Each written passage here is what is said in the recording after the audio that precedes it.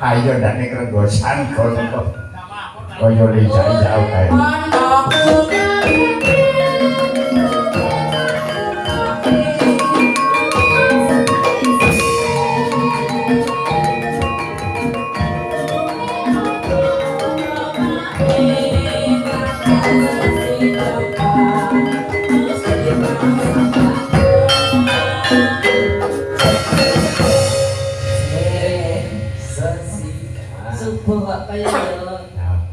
Matur nuwun. Muga-muga terus ndak ilang. Kok sesi jemane asam urate kuwi mau kaja. Ya. Matur nuwun. Ya daturke kembang rame Set. Ya. Siap. Iki sak lagu iki wae terus tutup karang ya wis samene. Nggih. Ngelingi wektu. Ya. Penutup dicaosi kembang gawe. Jen. Semangat.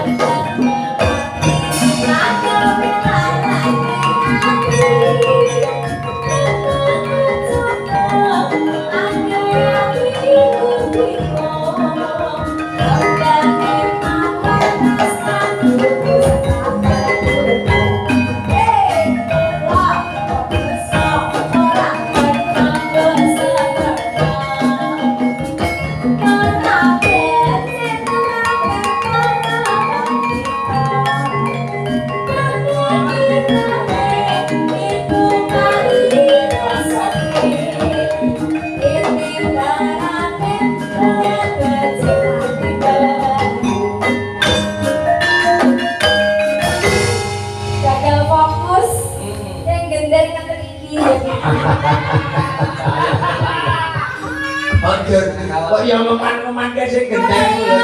Wong aku lagi joget penak-penak iki kok obahe beda iki karo lho. Ora ngerti kok sing gendeng daleme kan. Ketok jero Kok nyeriane rada maju mangarep. Iso lau kok sing Itu kemana itu ya? Kukuke didelek cerita. Oh, olahraga jadi karena kene dumuk lupuk ngenten iki ya sesuk ya pegel to ya. Olahraga jadi. Jurang kamu ngantek delongo ngono kok saya rumah. Boten napa-napa nggih. Boten nganten tak nggih, Nak. Aduh, kowe kira ngerti kok winggane yuwak kiem saya kok jono. Yo maksudnya mriko lho kok nggih boten napa-napa nggih kok. Sing tak diwututuke mau. Takane nek petro itu kok aku boten. Aman. Ya. Aman ki nek ning kono ning jaba ya. Bisa tekan kono-kono kok jaman saiki. Jam-jam rawan ya.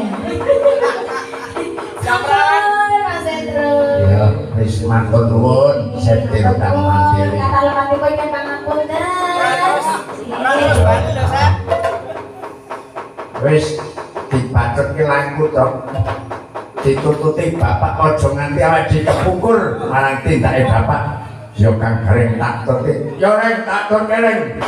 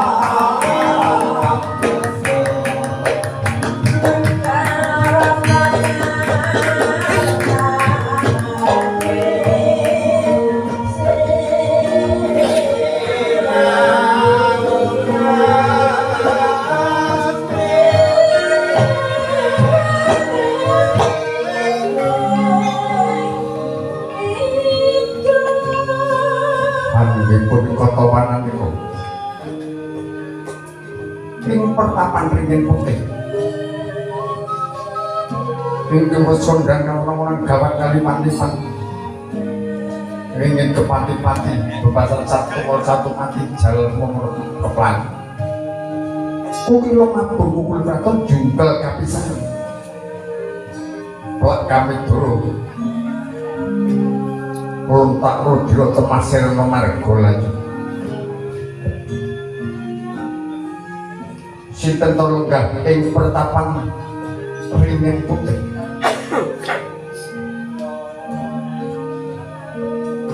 para begawan mantu bronto dasar itu undang kalau lamun to yen segi mondro kuno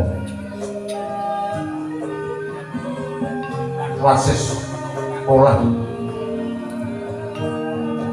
kridani ilmu batos uga olah kridani ilmu manrogo ngantos manten sangat diperban ketinggalan ning Pindo Jati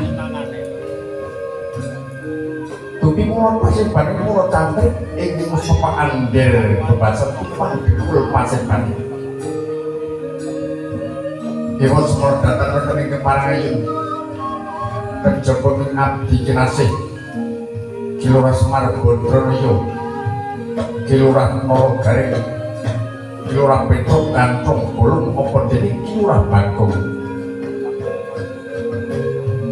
Samsus Samento Inggat Sigro Ingacal Nenggeh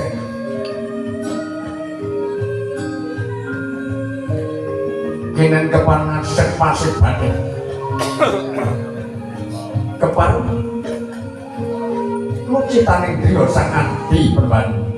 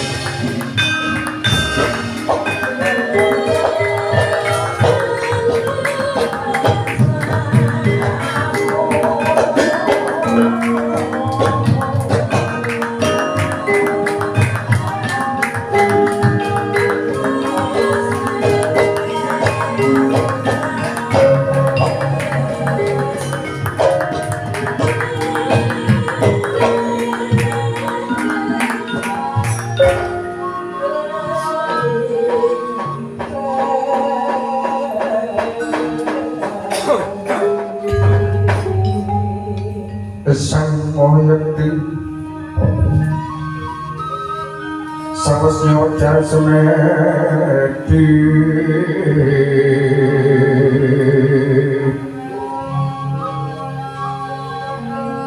mengwing patraban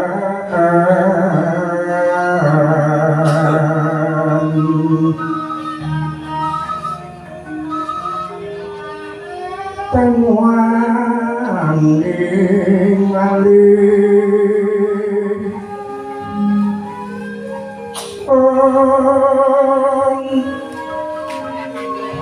Pijiling sasongko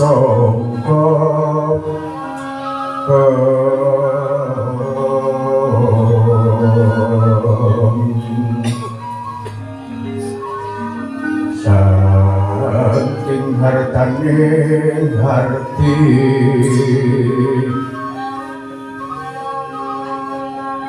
Alangkya sirongan diko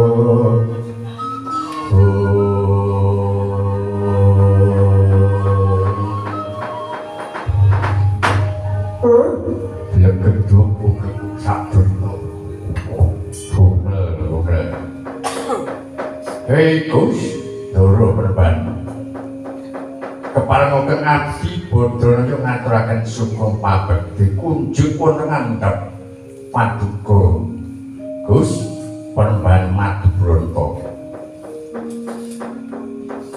ojo dadi ati muka kang semar yen sembahmu ora tak tompo lain ing ati nika gadah lepat menapa ing atase kula niku dereng nate tumindake kelepat dhateng panjenengan kok ngantos bukti kula boten dipun tampi lepatipun Semar Bodo ya kenapa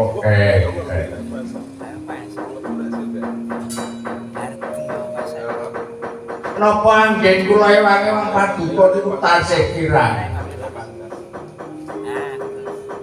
kok ngantos manten panjenengan kok sangat dihormati mengkutuk Kakang Ismoyo ora mergo Kakang Ismoyo udar pikul kutan mungguing toto gelar Kakang Ismoyo ki Papa Sudra Wulan Dara nanging mungguing paten Sang Hyang Ismoyo ingkang lenggah ana Kakang ampun dipun bacot-bacotaken bab menika nek nganti keprungu anak kula niku do gembilu kabeh niku mangke. Luwe-luwe sing jenenge Bagong niku. Nek ngerti bapakne niku duwe panguwasa. Ngajeng budidaya ngrekasake wong tuwa ki kaya ora kurang-kurang. Kek ora duwe panguwasa wedi rekasake wis ora sawerna-werna mareng kowe kuwi. Gonmu anak-anak aku kira ya kudune bejo kurang kepiye gonku bekti marang wong tuwa. Kowe aku ndek bojo aku ya ndek bojo. Cari kurang aku rabi meneh. Pancen bocah gemblung ora ndek.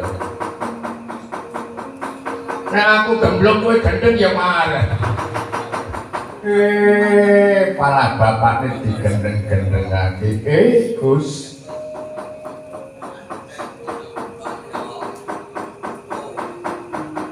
Kok sajak sukung sajroning bantos ingkang ading kok badhe nyuwun prisa. Menapa ingkang dados dukita tahe sungkawaning penggalih ngantos sangat dipenemban. Kok namung kendel boten nate ngendikan kados adat sabenipun menapa anak-anak kula nika sing gadah lepat kalian panjenengan nek anak-anak kula lepat kula sing nyuwunaken pangapunten awit senajan Petruk niku wonge gedhe dhuwur nanging niku isih cendhek penemune luwe-luwe gareng nika ora Kakang Semar anak-anakmu sing padha luput nanging aku wektu iku nampa dawuh saka Jawata Kang Mahalinangku supaya aku tapa bisu sajroning 40 dina lan tumuju ana ing alas Minangsraya ana sakmisore wringin putih menika mujudaken sasmita Gus sangat diperbantu ringin niku sampun mujudaken pengayom putih nika dadi pengayom niku kudu sing resik tanpa dawuh milik yen ana kekurangane del tombok niku wis jenenge pengaruh pemimpin niku ten mriku niku mau sajroning 40 dina panjenengan kapurih tapa boten kenging ngendika kalih dipun matani tapa bisu badhe dipun cacat badhe dipun daku kados napa wontenipun tiyang kula namung mendel ora kena serik ing ati ora kena lara ing budi lan ing pamikir mulun wiwit sapunika monggo Gus kula dherekaken enggal kemawon beda saking mriki tumuju wonten madyaning wana Minangsaya pun sing andhaping ringit putih Kakang Bismana tak aku dherekno Petro gareng bakul dherekno bener yuk tak dherekke mari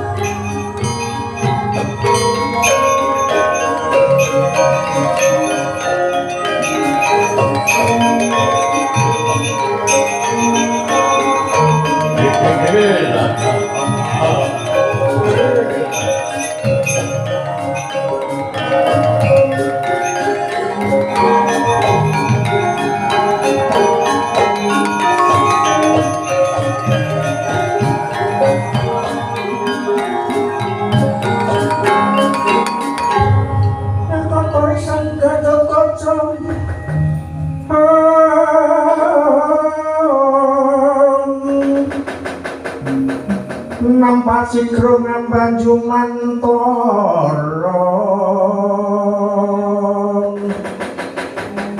mulat mangandang ngamancan bunda nasta jonggo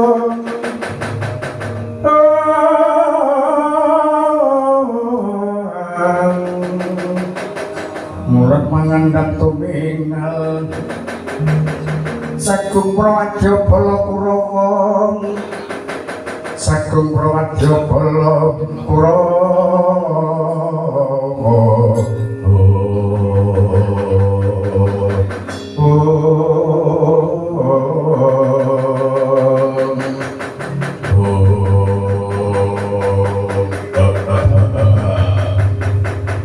Wono Satya metuke lakuku Satya metuke lakuku sapa Gunung Parang dadi aku takon kowe sapa buta metu apa sing dadi setiaku iki lah ditakoni urung aku pala genteng takon kowe Satria aku jenengmu sapa kowe arep nendi wae jan angger petuk Satrio sing prengkel kaya ngene iki jan mantel kecil.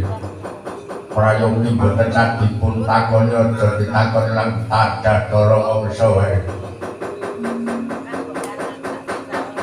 Ayo matur jenengmu sapa? Kowe takon aku. Jenengku Maling Sukmu, aku Maling Rogo. Kowe sapa? Kowe sapa? Kowe arep menyang ndi bae? Ora wis tenanan. Wong takon jeneng wis tak wangsuli kok malah ditakoni jeneng kencurang aku. Ora sangkan kok ditakoni wae langsung tadah para mangsa dikemah-kemah. Satrio aku jeneng sapa? Berarti wae. Aku diutus Ibu Petani Durga supaya goleki pendhita sing ana mringing putih bakal tak todat para mangsa arep dadi pangane bajil barang. Kowe sapa? Buta kok aku Gatot Kaca. Ayo buta apa sing dadi lah. Ngemping loro gegep mati. Kowe satrio ora nyepira. Wani mundur ki aku. Wani ngemethuk apa sing dadi lakiku. Cuma maju apa diku ngadak udet udet glung